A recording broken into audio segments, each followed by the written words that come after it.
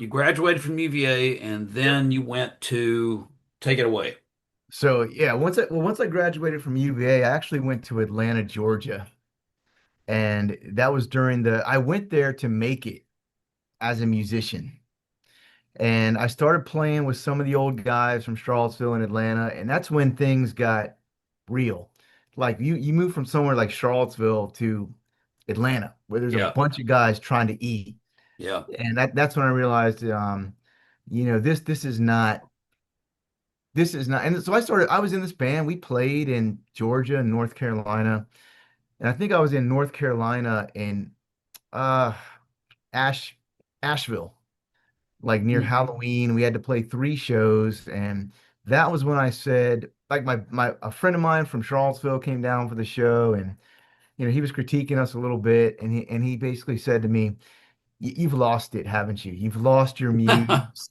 And I was like, You're right. I'm not into it anymore." And that It's and that not deep enough. I mean, honestly, it's not deep enough. Yeah, and there was, there are always issues with band members as well. The band wasn't getting along, and I wasn't that excited about the music.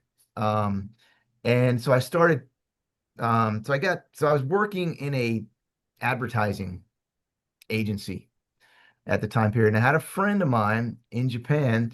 And I got to get back to this. Before the advertising agency, I was working at a metaphysical bookstore.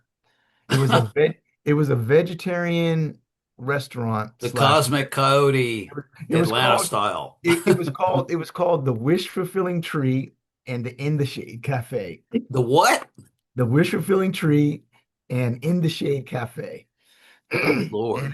it was like this, it was all metaphysical books, same as like it was like a giant Quest bookshop Yeah, yeah. with a vegan vegetarian restaurant in the back.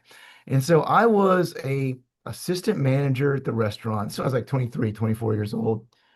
And I worked the bookstore. So I'm back there and I've got like this long hair. And so I'll tell you something funny, man. I'm not proud of this. I was getting paid $8 an hour as the manager, but I'd give myself wait staffs. So we'd have a lot of gay dudes Yeah. come back there. And so what I would do, John, I'd take my dreads, I'd tie them up into these ponytails, and these guys would tip me like double these tips. And I'm like, I'm not proud of this. I need this money. It was nuts. It was terrible. But but there was this one dude who used to always come in there named Andre, who I became friends with.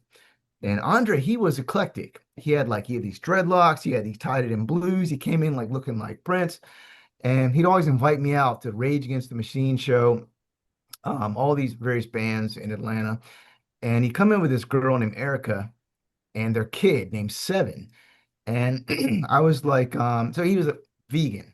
And he'd always ask me to come to his studio. He's like, hey man, why don't you come to my studio, record some stuff? And I'm like, nah, Andre, I don't got time for that, man.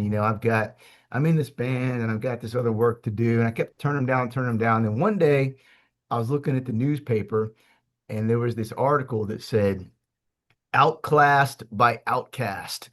And Ah, and I was like, oh my God, Andre is Andre that was 3000. him? It was him. That was him? It was him. He'd been coming Holy in. He jeez. I didn't he'd know been that. Yeah, he'd been taking me out. He'd been like taking me out to all these shows. He always invited me to his studio. I always turned him down like he was some scrub. And it was Oh my freaking God, man. and then after he blew up beyond blowing up after that. Like Yeah, like yeah. They were he went huge. he became infinitely famous. Needless to say, he never invited me back to the studio again after that.